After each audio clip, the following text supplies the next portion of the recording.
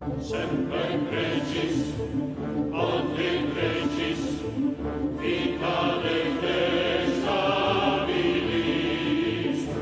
obturat, et curat, ludum et sagiem, digestatem, potestatem, dissolvitur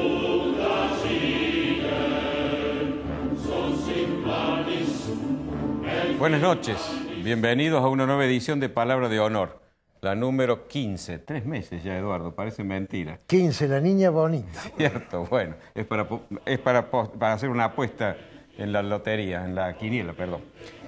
Bueno, hoy vamos a tener un formato como habitualmente lo tenemos, es decir, con las editoriales de cada uno de nosotros, la columna final mía sobre la ciudad que queremos y un invitado. El invitado es el licenciado Cristian Sosa Barreneche, que es licenciado en Administración, pero ha dedicado hace ya muchos años su tiempo a la investigación del problema de la educación en la Argentina. Y ha editado un libro en el cual plantea el diagnóstico de los problemas y los aportes para lograr las soluciones. Así que lo hemos invitado para que nos comente eso sobre un tema que evidentemente es uno de los más preocupantes de nuestro país. Y sobre los cuales nosotros vamos a tratar de investigar lo más que podamos. Bueno, las editoriales, Prudencio continúa con la saga del centralismo, tan importante y un tema que no ha dejado nunca de estar presente. Yo voy a hablar, como estamos por entrar en la Semana Sanmartiniana, voy a decir algunas palabritas sobre San Martín, y en la columna de la ciudad, Prudencio se va a dirigir, creo que personalmente, a través de la magia de la televisión, a el gobernador de Córdoba. Así es. Adelante entonces, vamos a los cortos.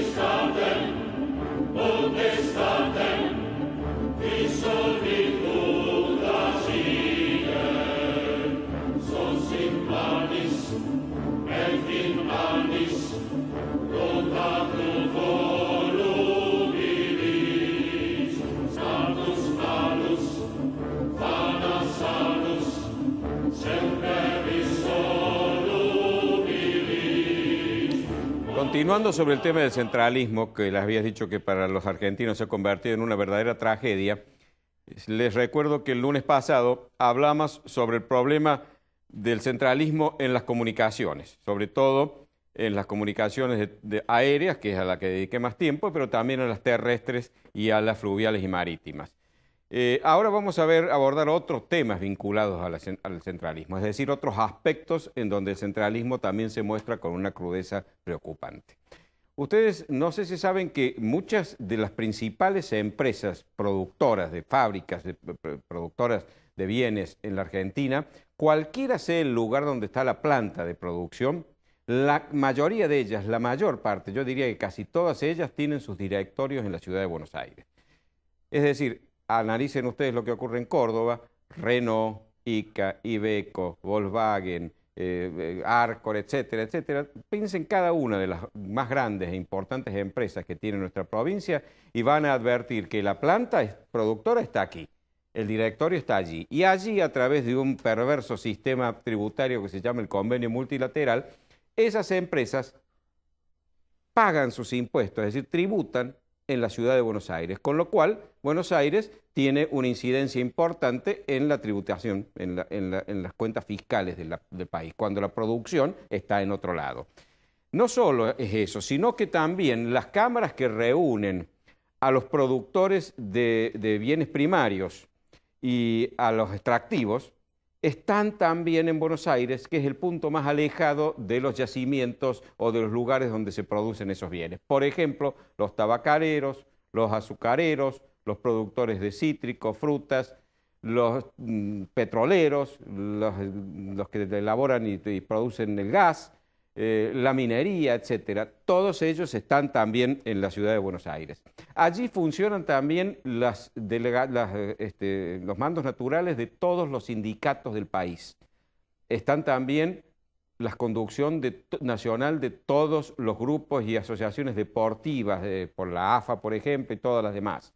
Está también la conducción nacional de los partidos políticos, e incluso están concentrados los medios de comunicación, al punto tal que solo hay medios de comunicación con alcance a todo el territorio nacional en la ciudad de Buenos Aires. Yo les invito a que analicen si conocen alguna televisora, por ejemplo, algún canal de televisión, que desde otro punto del país pueda ser visto en todo el territorio. No existe. Por eso se los llama medios nacionales, pero lamentablemente eso hace que todo lo de Buenos Aires sea lo que se proyecta. Bueno, Buenos Aires, además, el país entero, además de concentrar en ese punto del mapa toda la riqueza que se produce y ser la ciudad más rica, le pagamos policía, justicia, cárceles, institutos de menores, museos, teatros, bibliotecas, canales de televisión del Estado, radios del Estado. Es decir, todo eso, el país que podríamos estarle pagando a las provincias pobres que no tienen posibilidades de tener capitales que inviertan en esas cosas, no, lo estamos haciendo en la ciudad que concentra el 70% del crédito del país, aunque solo aporta el 30% de los depósitos.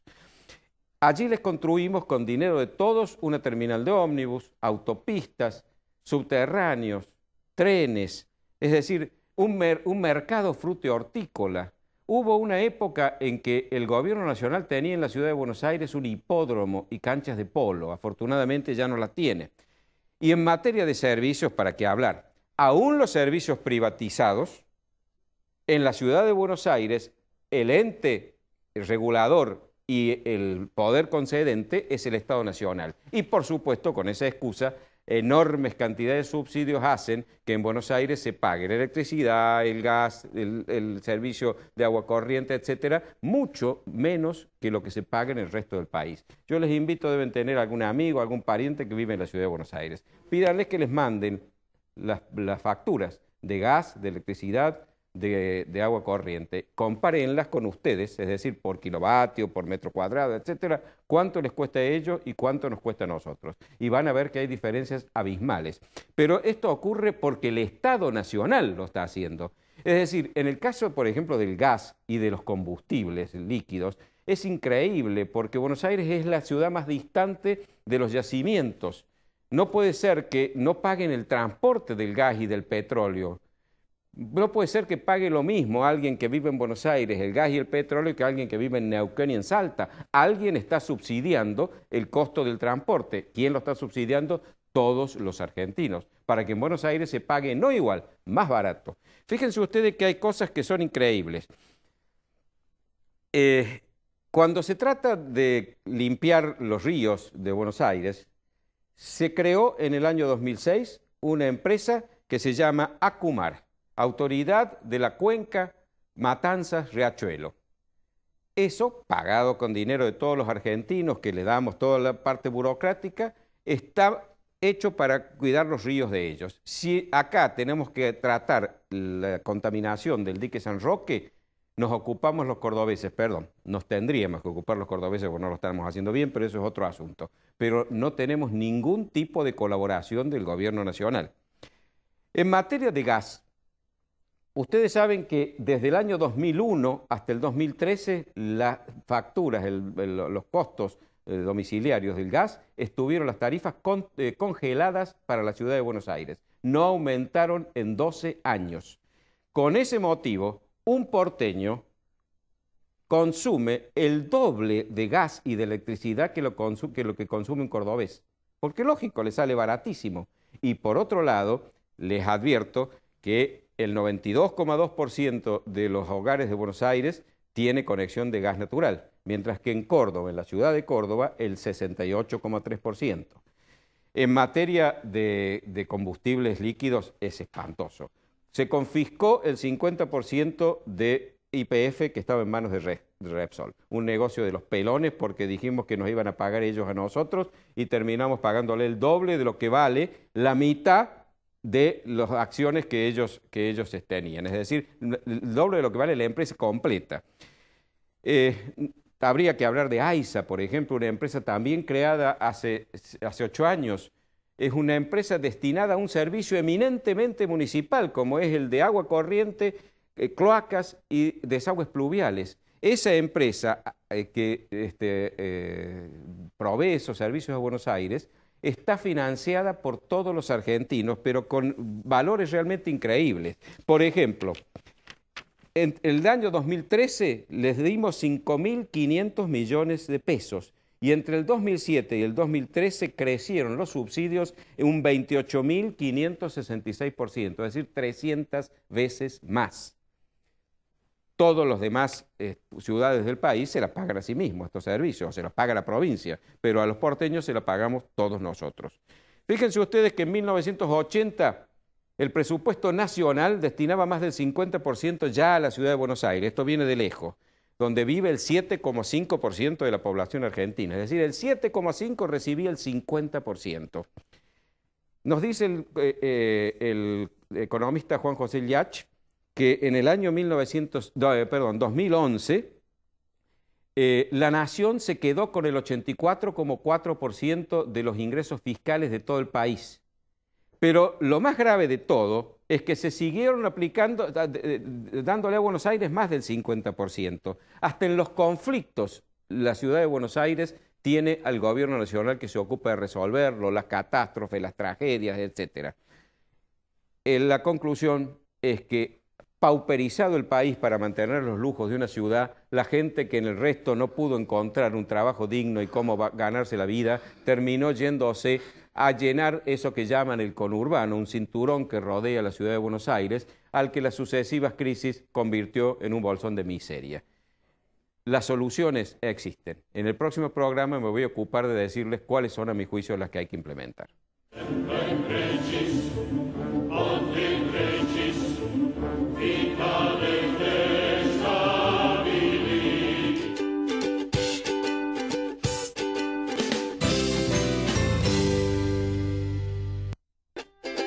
Ahora comprar tu auto es una experiencia única. Llegó AutoCity, un nuevo espacio con 0 kilómetros, usados, pista de prueba y área de servicios. AutoCity, los autos evolucionan. El lugar donde encontrarlos también. ¿Qué tiempos aquellos que no volverán? ¿Qué te pasa, viejo? Cambia esa cara. No lo puedo evitar, extraño las anteritas, querido. Abuelo, no te pongas así. Hoy los pibes entramos en el mundo digital, ¿entendés? Tenés razón. Lo importante es que detrás nuestro siempre hay gente trabajando. Es verdad, y hoy lo celebramos.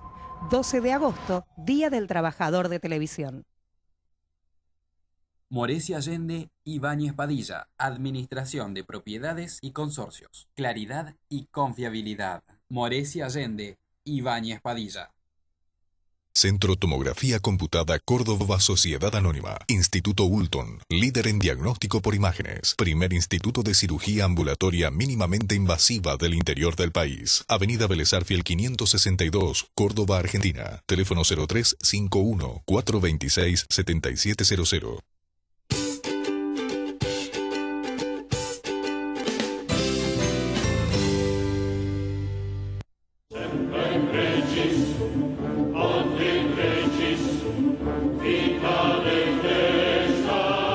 Desde el primer programa venimos diciendo que el problema argentino es un problema cultural.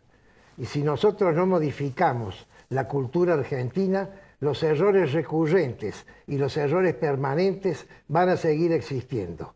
Una de las principales maneras de hacerlo es la educación. Por eso vamos a hablar hoy de educación y vamos a hablar muchas veces de educación.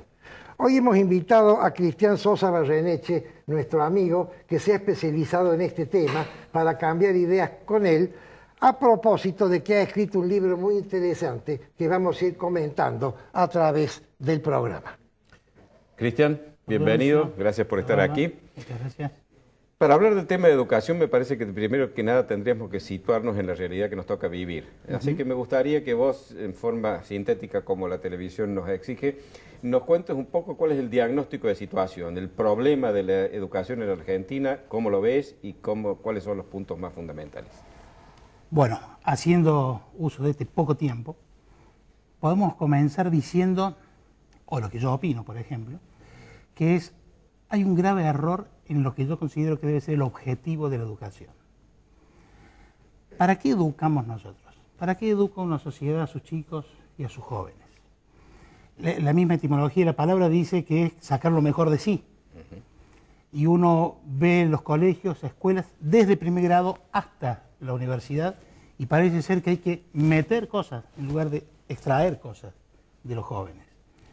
Entonces hoy tenemos como objetivo, está enunciado en todos los documentos oficiales, que es la inclusión. Palabra de moda. Y lo que yo creo que la inclusión es una consecuencia, no un objetivo. Para mí el objetivo de la educación es que la gente sea feliz, aunque parezca utópico. Y la pregunta siguiente sería, ¿cuándo es feliz una persona? Primero que no existe el estado de felicidad permanente, sino que existen destellos de felicidad. Cada uno de nosotros que tenemos algunos años nos damos cuenta que tenemos momentos de felicidad. Y la gente considero que es feliz cuando puede cumplir sus objetivos. Objetivos en los que, yo digo en el libro, los 4 mundos que cualquier acción del ser humano es donde se desenvuelve, que en el mundo personal, en el mundo familiar, en el mundo social y en el mundo laboral. Cuando la gente se ve que en esos mundos puede desempeñarse dignamente, es feliz. Por lo tanto, la educación tiene que estar orientada a eso. Entonces nos empezamos a preguntar, en el mundo personal, ¿no es hoy el siglo de la depresión? Vemos suicidios. Hoy vimos que Robin Williams se mató, se suicidó. ¿Cuántos jóvenes hay de ese tipo? O sea, parece ser que no le estamos dando las herramientas necesarias para, por ejemplo, tolerar las frustraciones propias de este mundo de hoy. Vemos que los jóvenes, una de las mayores ansiedades que tienen es formar una familia. Y vemos lo que pasa con la familia. Y parece ser que es tan importante que el Papa Francisco en octubre cita un sínodo extraordinario para trabajar sobre la familia, justamente. 2 sínodos cita. El de octubre de este año y el del año que viene. O sea, parece ser que el tema, algo está pasando. Si vamos al plano social, solo hay que leer los diarios para ver el tema corrupción, impunidad, violencia, etc. ¿Estamos hablando del mundo o de la Argentina? Y sí, es lo mismo. O sea, ¿Es lo mismo? Y sí, Irak es lo mismo. Si queremos nos incluimos en la Argentina, pero el estado de violencia que existe aquí en muchos lados. Y el último, el laboral. O sea, el joven sale con su título de secundaria y no tiene las herramientas para trabajar. Los argentinos no tenemos herramientas para trabajar. Somos improductivos desde ese punto de vista. Ese es un punto. O sea, hemos equivocado, a mi criterio, el objetivo de la educación. Por lo tanto, eso acarrea un sistema obsoleto. Tenemos estructuras del siglo XIX, profesores del siglo XX y alumnos del siglo XXI. Ahora, ¿en el siglo XIX no fueron exitosos? En el XIX, pero estamos en el XXI. Y nosotros tenemos que educar a los jóvenes para que vivan. Y ellos viven de ahora en adelante, no de ahora para atrás. Como nos educaron tal vez a nosotros, o no sé si a nosotros, pero a tu hijo, a tu nieto, uno le tiene que dar educación para que él viva, no para que nosotros vivamos. No tengo nietos porque me casé a los 40 y tengo un hijo varón. Muy bien, ya vas a tener, ya vas a sufrir, ya vas a sufrir. Y la raíz de todo esto, creo, es que nos hemos olvidado del otro. Nosotros estamos pensando todo para nosotros mismos. El profesor piensa para su materia. Él quiere dar bien su materia. ¿Y el otro? Yo estoy en vinculación con muchas actividades y muchos ministerios, ¿no? Les cito solo un ejemplo, ¿no? El Ministerio de Educación de la Nación ha lanzado una encuesta a nivel nacional para calificar los establecimientos educativos. Y lo va a calificar en 3 niveles, alto, bajo y medio. Pero ha prohibido que se vea en la publicidad, o sea, para uso interno. Entonces me pregunto, ¿quién es el otro? El otro son los padres, que son los que tienen que decidir a qué colegio mandar a su hijo. Por lo tanto, el Estado tiene que estar obligado a darle esa información. Este gobierno mejor que no lo haga. No, lo es Silioni, el ministro Silioni. Sí, es que es mejor que no lo dé a conocer, porque los colegios de la cámpora van a ser los únicos altos. Pero más allá de la cámpora. Sigo. Hablamos de la educación pública. Tema que siempre se toca, la defensa férrea de la educación pública. Acá tengo, todas las estadísticas mías son del Ministerio de Educación. Desde el año 94 al 2012, en los últimos 10 años, la matrícula de la primaria pública bajó 250.000 alumnos. O sea, hay 200... El número de inscriptos, ¿quieres decir? Sí, la matrícula, sí. O sea, bajó un 7%. O sea, hay 250.000 chicos que iban a la educación pública primaria que ya no están más. Y se han trasladado casi, el número es casi exacto, 235.000 ha tomado la gestión privada. ¿Estamos hablando del país? Hablando del país, de la educación primaria. Entiendo que en la ciudad de Buenos Aires se ha revertido la ecuación. En algunos puntos, porque acá tengo ciudad por ciudad. Bueno, pero no quiero descompaginarte. No, pero está bien, o sea, lo que vamos, se está privatizando la educación primaria. Ahora hay un número que no ha pasado a la privada, de manera que se ha salido del sistema. Digamos, en general ha bajado el 0,4%. Hay menos inscriptos. Pero fíjate vos qué significa esto, entre otras cosas, ¿no? Los 250.000 que de la pública pasan a la privada, esos padres tienen que pagar una cuota, que antes no la pagaban. Esta mañana, porque no lo tenía fresco el dato, hablé a un colegio privado donde fueron mis hijos. ¿Cuánto está la cuota? Colegio nivel medio, 700 pesos. Supongamos 500. 500 por 250.000, ¿cuánto es? Son 120 y pico millones de pesos. Por 10 cuotas hay una transferencia del sector público al sector privado de 1.250 millones de pesos. Por año. La tercera parte de lo que vos hablabas del subsidio. Pero eso no se ve. No se ve. O sea, los padres hoy están pagando cosas que debería pagar el Estado. Después vienen las causas por qué se van, ¿no? Por qué paso de uno a otro. Pero bueno. Lo otro también es la currícula oculta que se llama. Digamos. ¿Qué significa eso? Todos tenemos una currícula que son las materias que están, ¿no? Currículas ocultas también tenemos todos. También. También. Pero hay una que es del siglo XIX-XX, sobre todo, del industrialismo, que es la rutina, el horario y la obediencia al que sabe. Eso no está escrito, pero está en todas las aulas. Acá el que sabe es el profesor, maestra, docente, como quieras llamarlo. Se hace lo que yo digo y se hace cuando yo digo. Pero eso estaba hecho profeso, porque el sistema fordista de producción requería eso. Horarios, obediencia al jefe y rutina. Pero tengo una mala noticia. Cambió el mundo. Cambió el mundo. Se descentralizó. Por eso los jóvenes, cuando dicen el docente, no hay docente que pueda luchar y menos ganar en términos de información frente a Google. Cristian, tenemos que hacer una pequeña interrupción y continuamos en el siguiente bloque. ¿Cómo no?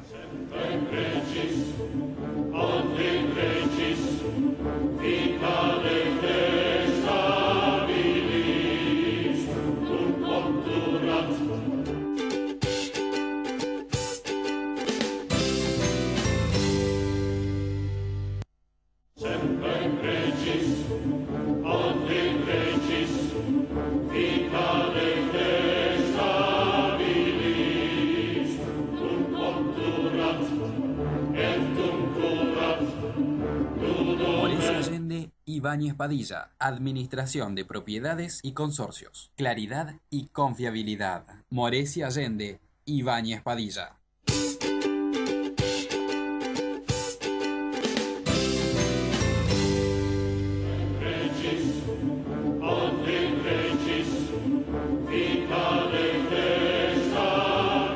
El libro se llama Es posible sí. ¿A cuál cámara? Es posible sí. Autor Cristian Sosa Barreneche. El tema es el que estamos conversando. Lo he hojeado. Me da la impresión que está escrito con un criterio muy parecido a la programación neurolingüística, de manera tal que es ágil y muy entusiasta, y no se vende en librerías, sino que se vende únicamente por internet. Deben entrar al blog Cristian Sosa y ahí lo van a encontrar. Cristian, vos recién te referiste a las modificaciones que deben operarse en el paradigma de la relación entre el profesor y el alumno. Me quedó una duda. Si es una cosa anticuada, no ajustada a estos tiempos, el que el profesor sea el que sabe y el alumno el que aprende, el profesor el que imponga ciertas cosas y el alumno las acate. ¿Eso no le quitaría al profesor autoridad, no impediría que el profesor enseñe, que realmente es el que sabe? Bueno, en realidad lo que gana autoridad, lo que ha cambiado es el rol. O sea, en chiste hay una definición que dice, profesor hoy es todo aquello que no está en Google. ¿Por qué? Porque la máquina, Google, lo que sea, lo que da es información, falta todo lo otro, que es el criterio, la selección, El análisis, el estímulo, el amor al aprendizaje. Todo eso no lo dan las máquinas.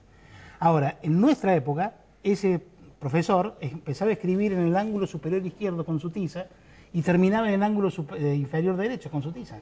Y nosotros copiábamos porque él era el dador de la información que no existía. Hoy lo que sobra es información.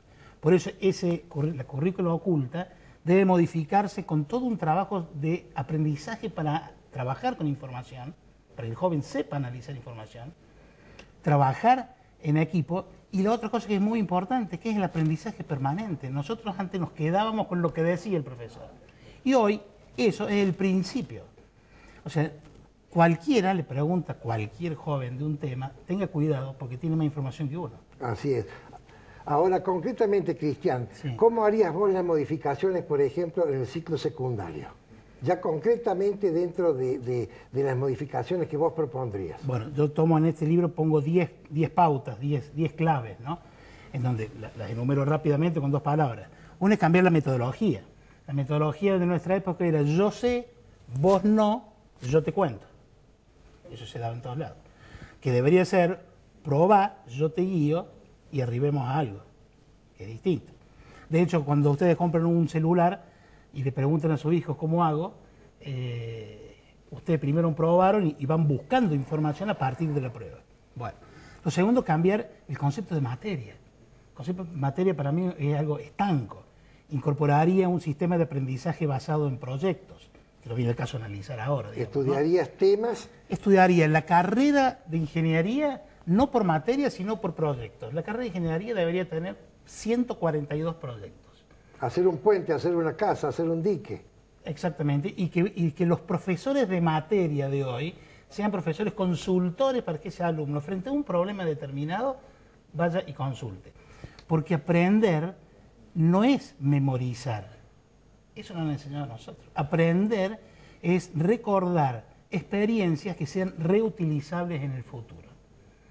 Si yo te enseño cómo cargar un contacto dentro de tu celular, vos lo vas a hacer, pero has aprendido en el segundo contacto, cuando lo haces bien, no en el primero.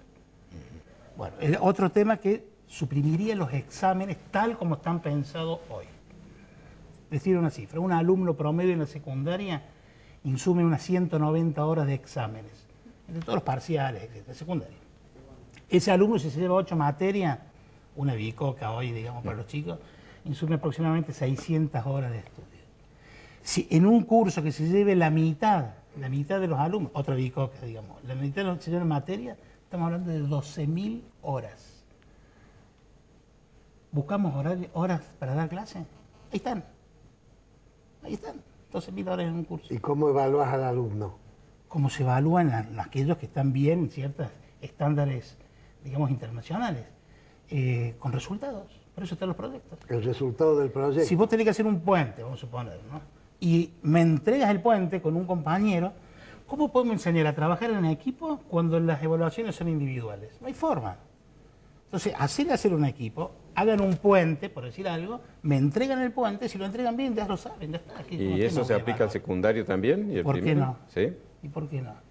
Los chicos quieren hacer una movilización, mirá, hasta las cosas negativas las podés llevar al término positivo. Sí, pero no se lo enseñes, por favor. porque No, entonces pero pueden aprender. Si los chicos aprenden eso, entonces se va a Eso convertir en nace caos. sabiéndolo. No, pero Oye, saben programación, resultados, ¿hay tiempos, antecedentes recursos. de estos sistemas funcionando? Sí, un montón. ¿En qué países? Finlandia. Finlandia tiene el mismo presupuesto nuestro, el 6,2, 6,3% ¿Del PBI? del PBI, exactamente el mismo. No tienen exámenes.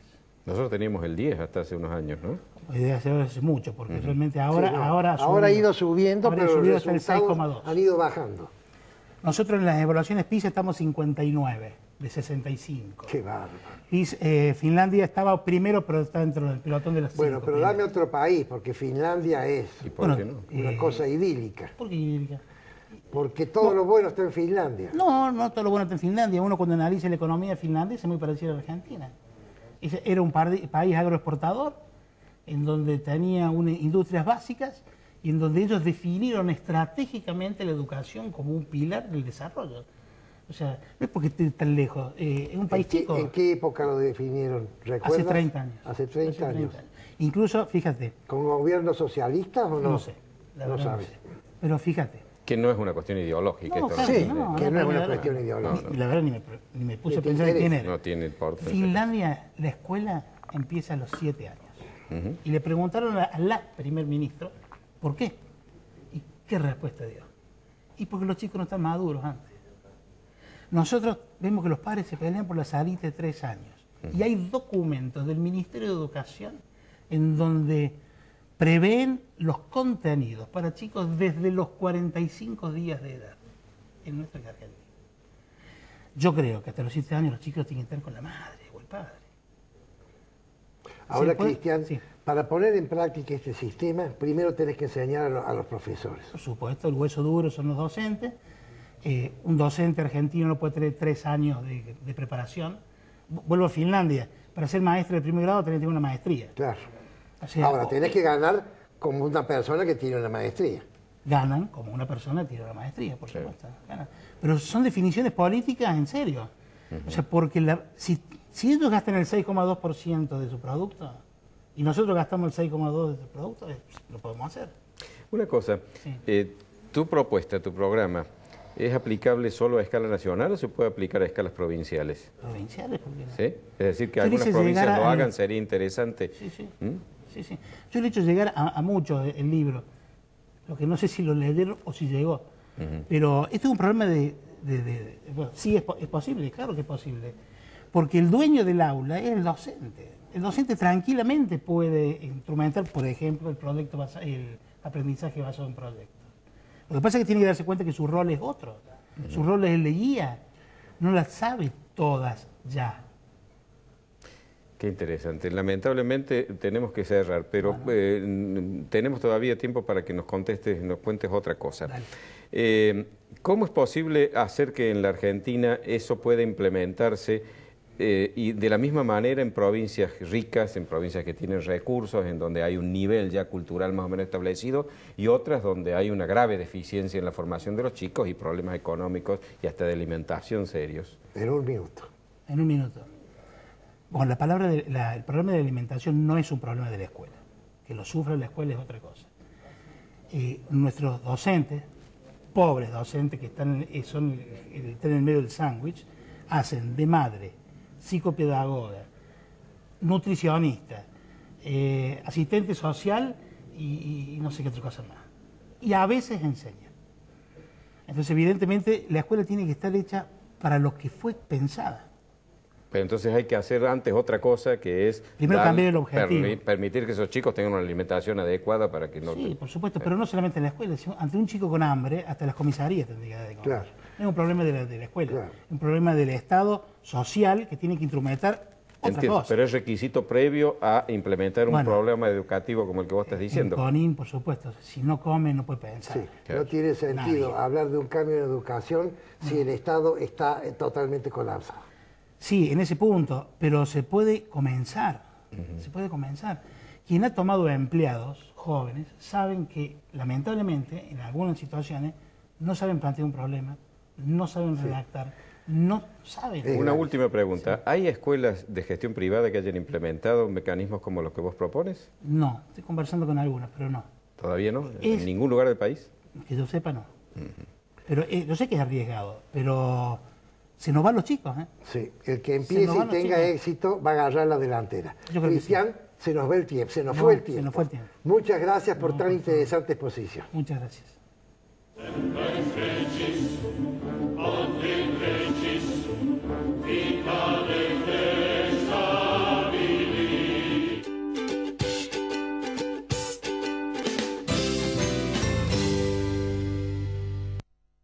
Centro Tomografía Computada Córdoba Sociedad Anónima. Instituto Ulton, líder en diagnóstico por imágenes. Primer instituto de cirugía ambulatoria mínimamente invasiva del interior del país. Avenida Vélez Arfiel 562, Córdoba, Argentina. Teléfono 0351 426 7700.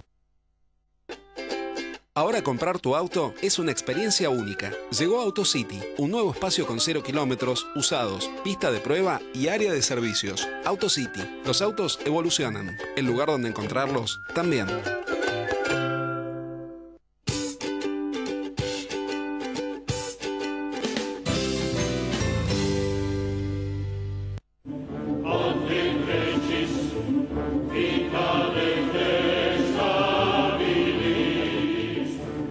Interesante esto que hemos conversado con Cristian, requiere un cambio de criterio personal, ¿cierto? Yo soy una persona estructurada y soy una persona que viene de un colegio y de una universidad técnica, en la universidad sobre todo, que no es fácil pensar que se puede enseñar a través de un proyecto. Pero si un hombre de nuestra generación, como es el caso de Cristian, ha podido elaborar un proyecto que realmente cambia totalmente los paradigmas, los puntos de vista y los enfoques, me parece que es perfectamente posible. Y quizás no es nuestra generación la que deba comandar esto principalmente, pero sí asesorar, porque somos los que tenemos la experiencia, y dejar que el dinamismo lo pongan a algunas generaciones un poco más jóvenes y lleven adelante realmente un cambio que es indispensable. Porque la educación es el gran igualador social. Hablar de igualdad de oportunidades en una sociedad a donde no hay una educación pública que sea accesible a todos los habitantes en igualdad de condiciones es realmente una utopía o un engaño. Así es. Tengamos en cuenta que la persona que generó el cambio en la República Argentina fue Domingo Faustino Sarmiento con el tema educación. Ahora que la gente está divorciada del conocimiento, porque la gente tiene acceso a la información, pero no posee el conocimiento. El conocimiento, lo explicó bien Cristian, es la información que ha sido procesada. Nosotros tenemos computación, nosotros tenemos televisión, nosotros tenemos el teléfono celular, toda la información del universo a nuestra disposición, pero no entendemos una frase de comprensión de texto. Así es. Entonces eso es educar, evidentemente. Educar es conducir en latín. Hacia afuera. Es decir, como decía Cristian, hacer que el alumno, el chico, el joven, pueda dar de sí a la sociedad y por supuesto a sí mismo también, todo lo mejor. Y eso es educar a un joven. Me gustó mucho lo que dijo Cristian de que esto empieza con un docente que está jerarquizado. El docente es lo más importante. No tiene sentido fabricar buenos autos o construir buenas casas, si educamos mal a nuestros hijos. Y los que educan a los hijos son los padres y los profesores. Bueno, fue en esa Argentina tan despreciada, neoliberal, en donde realmente nos convertimos en el primer país del mundo que eliminó el analfabetismo, el que permitió que realmente se desarrollara una movilidad social extraordinaria a través de las reformas educativas y que los 6 millones de inmigrantes que llegaron pudieran mandar a sus hijos a escuelas públicas a donde realmente se los formaba. Y como vos bien dices, se niveló. Y en pocas generaciones pasaron a ser presidentes de la República los hijos de aquellos inmigrantes. ¿Qué nos pasó, Prudencio? Y dejamos aquel país que ahora le llaman neoliberal, era liberal realmente, y que hizo grande a la Argentina, la puso en el podio de las principales naciones del mundo y hoy los resultados están a la vista. Esto es lo que ha hecho el populismo. Lo cambiamos por el populismo, lo cambiamos por la corrupción y lo cambiamos por el nepotismo. Hicimos lo mismo que Aladino. Cambiamos lámparas viejas, nuevas por lámparas viejas. La lástima es que esta lámpara uno la frota y no sale ningún genio. Esperemos que muy pronto cambiemos de mano de quién es el que está frotando.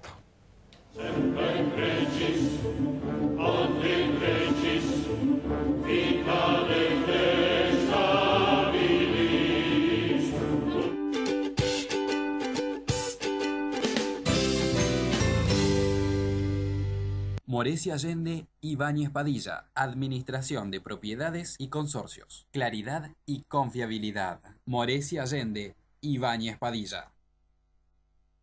Semper Regis, Ante Regis, Vicale te stabilis, cum obturat, et cum curat.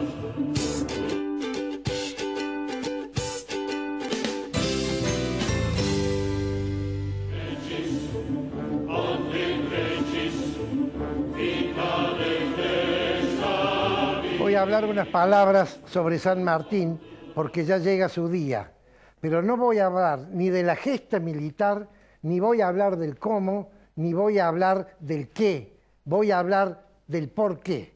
Recuerden ustedes que el cómo lo explica la táctica, el qué lo explica la estrategia, pero el por qué lo explica la ciencia del comportamiento. Y la ciencia del comportamiento ya no es una ciencia dura, es una ciencia relativa, de manera tal que lo que yo diga sobre San Martín hoy es mi opinión, que no pretendo que sea la de ustedes. Y si ustedes tienen una opinión distinta, pero lo que yo diga ha servido para que ustedes elaboren su propia opinión, bienvenido sea, porque ese es entonces el objetivo de este programa.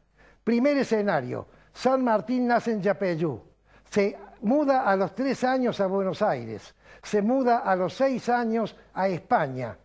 ¿Qué tiempo tuvo San Martín para sentirse miembro de la gente que vivió en estas tierras? Segundo escenario, San Martín entra a los 11 años al ejército español y se retira teniente coronel. ¿Qué ocurrió en esa época, a los 34 años más o menos, 33? ¿Qué ocurrió en esa época? Ocurrieron 3 cosas. La primera, San Martín aprendió la estrategia napoleónica, porque el ejército español luchaba contra el ejército napoleónico francés. Napoleón había cambiado la concepción de la guerra. Hasta Napoleón la guerra dependía de la posición, y Napoleón entendió, inventó y aplicó que la batalla, depende de la capacidad de cambiar de posición, la movilidad, y se convirtió en imbatible. Eso lo aprendió San Martín y luego lo usó en la Argentina. ¿Qué otra cosa asimiló San Martín en su estadía en España? San Martín se vinculó con las logias libertarias, masónicas o no, no lo vamos a discutir en este programa. Será motivo de otro programa si a ustedes les interesa. Pero esas lógicas libertarias traían la idea liberal, y la idea liberal luchaban contra el absolutismo. Tercera cosa que consiguió San Martín en su etapa española: se hizo compañero de armas de un señor llamado Aguado, que cuando él regresó a Europa se había convertido en el banquero más importante de Europa, marqués de las marismas del Guadalquivir, y lo nombró albacea de sus hijos y administrador de sus bienes, y se murió. Por tal motivo San Martín terminó sus días, aunque la mayoría no lo sabe, como hombre rico, cosa que me alegro mucho. A los 34 años pide la baja del ejército, el retiro del ejército. ¿Por qué? 2 razones se barajan, los historiadores barajan 2 razones. Una, él creyó que no tenía más posibilidad de ascender. No lo creo. Un teniente coronel puede ascender a coronel. San Martín era un extraordinario oficial. Su hermano llegó a coronel. El motivo, en mi opinión, es que él quedó fascinado con la idea del liberalismo y la lucha contra el absolutismo, y entonces quiso aplicar eso. Ahora sí se motivó en la tierra donde nació. Viajó a Inglaterra, se conectó en la gran reunión americana con todos los patriotas americanos y viajó a Argentina con Carlos María de Alvear. Carlos María de Alvear lo presenta a la Sociedad de Buenos Aires, donde consigue novia, digamos así, y lo presenta, no es que consiga novia, es que él era un candidato interesante. Todas las niñas bonaerenses porteñas le abrieron sus salones, y lo presenta al directorio, y el directorio le encarga que forme un regimiento modelo, que fue el regimiento de granaderos a caballo. Ese regimiento hizo historia, pero no voy a hablar de eso hoy. San Martín forma ese regimiento en la plaza principal y con otros 2 jefes de regimiento consiguen que el primer triunvirato renuncie. ¿Por qué? Porque era centralista. Nombran un segundo triunvirato con un mandato, la Asamblea del año 13. ¿Para qué? Para formar una constitución y para declarar la independencia. Ninguno de esos 2 objetivos se cumplen, porque Carlos María de Alvear, presidente de la Asamblea, cajonea la Asamblea. ¿Por qué? Porque los porteños no querían constitución, y entonces nombran un director que era el tío de Alvear. Alvear va a Montevideo, San Martín va al Ejército del Norte. Se da cuenta que no puede llegar por allí al Alto Perú y luego al Perú. Entonces pide que lo nombren gobernador en Cuyo y ahí prepara su ejército. Y ahora viene la reflexión más importante que quiero hacerles. El ejército de los Andes, comandado por San Martín, que quiso Alvear echarlo de la gobernación y de la comandancia, y el cabildo y los oficiales lo refrendaron en sus cargos, ese ejército cruzó los Andes, ¿bajo qué bandera? ¿La bandera argentina? No, bajo la bandera de los Andes, que no es exactamente igual. ¿Qué significa eso? Es una bandera que tiene dos campos, blanco y celeste, y un escudo en el medio. Ese escudo no es el escudo nacional, es muy parecido, pero tiene la cordillera de los Andes. ¿Qué significa eso en mi opinión? San Martín formó un ejército él, no las Provincias Unidas del Río de la Plata. Fue ayudado por Pueyrredón, pero el ejército tenía una bandera que la diseñó y la enarboló él. Cuando llega a Chile ocurre lo mismo. Le ofrecen ser director supremo. No acepta. ¿Cuál era la lógica? Que Argentina y Chile formaron un solo país, como hizo Estados Unidos con las provincias nuevas, un país bioceánico. Claro que eso tenía que cumplir un requisito, que no había ninguna provincia por encima de las otras. Imagínense ustedes una ciudad capital itinerante como tenían las Cortes españolas. Entonces todos hubieran aceptado. San Martín no acepta, acepta a O'Higgins. ¿Qué dicen los de las Provincias Unidas? Ya otro director distinto, Rondó. Vuélvase a Buenos Aires porque vamos a entrar en guerra con Santa Fe y Entre Ríos. San Martín dice no y viaja al Perú. ¿Con qué bandera? Con la bandera de Chile. Y cuando llega al Perú, defiende el Perú con la bandera de Perú que la crea él misma. Conclusión, San Martín, ¿qué era? San Martín era un americanista. Él lo que quería era la libertad de Sudamérica y formar un gran país que no pudo ser formado porque cada uno de los pequeños jefezuelos de los distintos lugares donde estaba el poder político querían conservar su poder y por tal manera San Martín tuvo, como todos ustedes saben, en Guayaquil que resignar el poder y pasar al ostracismo. Palabra de honor.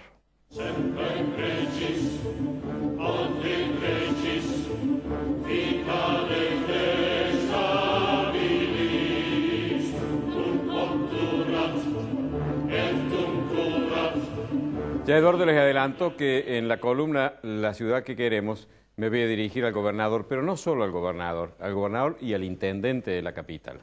Y ya me he dirigido en otra ocasión a ellos dos, hace algunos programas atrás, en que les dije que no estaban cumpliendo con su deber respecto al mantenimiento del orden y a la garantía del ejercicio de los derechos de los ciudadanos. Es decir, en la ciudad de Córdoba, en particular, está convertida en un verdadero caos porque todos los días hay cortes de calles que provocan un escándalo de tránsito, hay bombas de estruendo, hay alteración del orden, hay destrucción de los bienes públicos, hay daño a los monumentos históricos como es la Manzana de las Luces, ahí está el cadáver de una fuente construida hace apenas 3 años, todavía no han hecho 3 años, en la intersección de San Juan y Vélez Arfiel, que ya no funciona, está ahí muerta. ¿Por qué? Porque en una manifestación para celebrar un triunfo deportivo la destruyeron. ¿Qué clase de enfermedad social tenemos los argentinos que para celebrar un triunfo de la selección nacional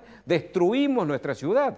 Y las autoridades no hacen nada. Hay un policía que está todo el día cuidando la fuente. No pudo actuar la policía para evitar que la destruyeran. Bueno, eso sigue en pie. Ya lo dije en otra ocasión, pero lo reitero. No están cumpliendo con su deber, señor intendente, señor gobernador. Los derechos de los ciudadanos no están siendo garantizados. No están manteniendo el orden, no están haciendo que esté vigente la ley y la Constitución. Pero también están fallando en otras cosas.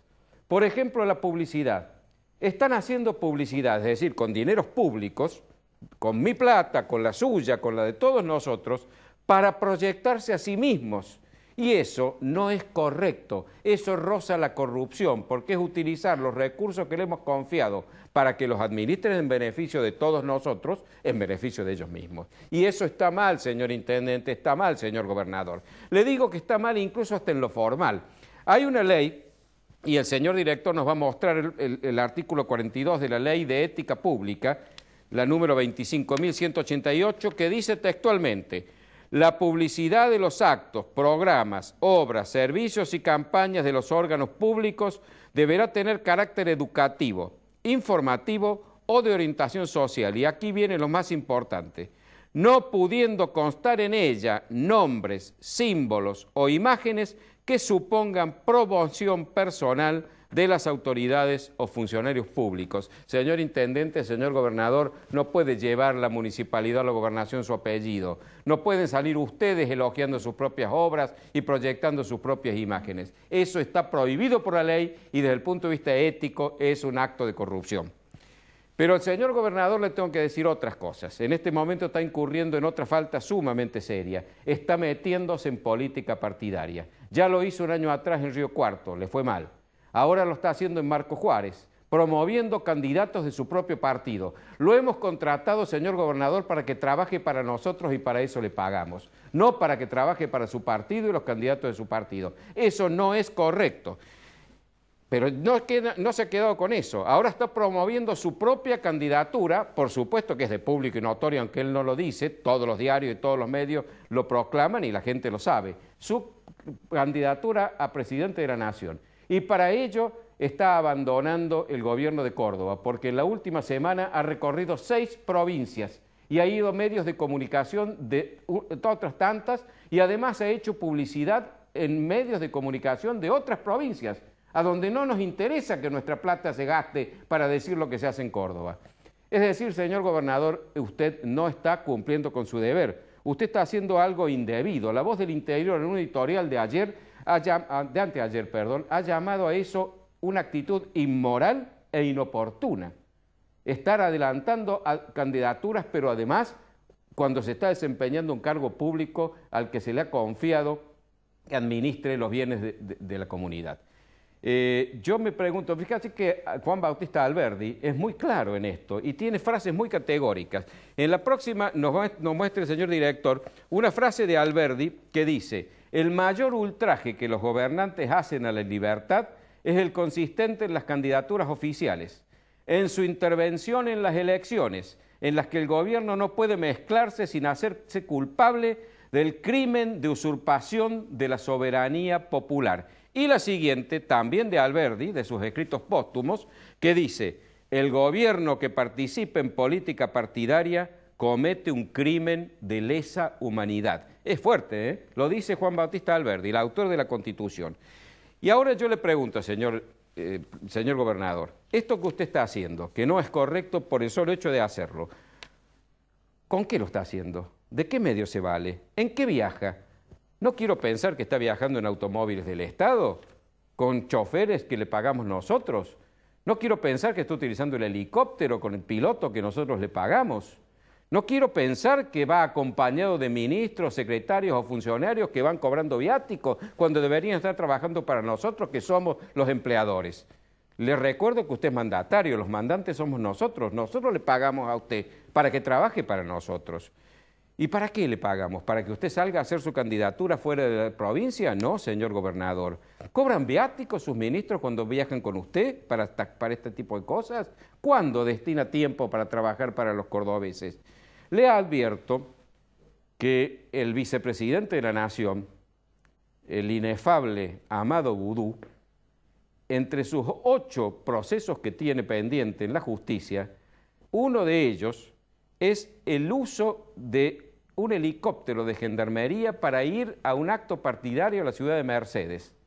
Está imputado de eso, todavía no está procesado, porque eso es un delito, es la utilización de los bienes públicos en beneficio personal. En cualquier país serio eso significa la renuncia de una persona que hace eso. Quiero pensar, señor gobernador, que usted está utilizando medios propios y gastando su propio dinero y no el nuestro para esta promoción de su persona como candidato a presidente de la nación. Por otra parte, señor gobernador, quiero que sepa que usted tiene todo el derecho a ser candidato. No hay ningún problema, yo no me opongo a ello, allá usted. Hágalo con sus medios, con los medios que usted pueda conseguir por sí mismo. Pero para hacerlo, renuncie a su cargo de gobernador o cuanto menos pida licencia. No puede ser candidato, ni estar preparando ostensiblemente su candidatura, gastando el tiempo y los dineros de los contribuyentes para ser candidato.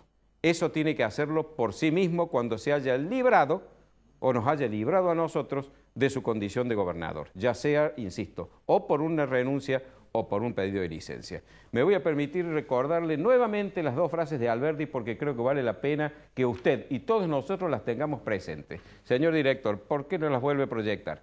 Alberdi nos decía, en primer lugar, el mayor ultraje que los gobernantes hacen a la libertad es el consistente en las candidaturas oficiales, en su intervención en las elecciones, en las que el gobierno no puede mezclarse sin hacerse culpable del crimen de usurpación de la soberanía popular. Y la otra, que decía, el gobierno que participe en política partidaria comete un crimen de lesa humanidad.